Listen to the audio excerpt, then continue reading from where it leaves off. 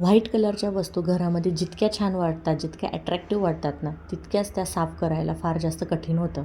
त्यासाठी एक सोल्युशन बनवलं, पण सकाळचं रुटीन असं होतं, आज आहे शुक्रवार म्हणून हेअर वॉश केला आणि सकाळी सकाळी चहा पिता पिता एक गाणं एन्जॉय केलं. आता मी गाणं फक्त ऐकत नाही तर नेहमी फील करते, म्हणून बहुतेक गाणे माझी पाठ होत असतील.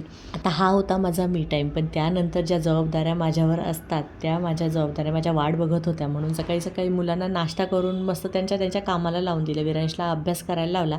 आता त्याला अजूनही बरं वाटलं नाही म्हणून घरी म्हटला, जरी सुट्टी असली तरी तू तुझं रुटीन चालू राहू दे. त्यानंतर अथर्वलाही कार्टून लावून दिलं. तो त्याचं कार्टून बघत होता आणि आज जरा बाहेर जायचा कंटाळा आला म्हणून ब्लिंकिटवरूनच मी काही सामान मागवलं होतं. आज मला अंडा भुर्जी आणि पाव असं बेत बनवायचं होता दुपारच्या जेवणासाठी, म्हणून मी ब्लिंकिटवरून पाव, अंडी आणि बटर असं हे सगळं मागवलं. ज्या काय खाण्यापिण्याच्या वस्तू आहे मी त्या नेहमी बाहेर जाऊनच आणते. मी कधीच घरी असं मागवत नाही, पण कधी कधी असं वाटतं ना की यार मुलांना घरात एकटं ठेवायचं आणि आपण जायचं, म्हणून मग मी आज ब्लिंकिटवरून ऑर्डर केलं आणि मस्त अशी दुपारी अंडा भुर्जी आणि पाव मस्त छान असं जेवण केलं. आणि त्यानंतर मला आज आहे ना भाकरीसाठी तांदूळही दळून आणायचे होते, तेही बाहेर ठेवलं आणि आज मला हे प्रोडक्ट रिसीव्ह झालंय. मी ऑइल डिस्पोन्सर मागवले. हे काचेचं प्रोडक्ट आहे ना, छान प्रकारे मला रिसीव्ह झाले. अर्धा किलो तेल एका याच्यात बरोबर बस. लिंकसाठी कमेंटमध्ये लिंक टाईप करा. फॅन साफ करण्यासाठी मस्त असं एक लिक्विड बनवून घेतलं, अगदी सोपं आहे.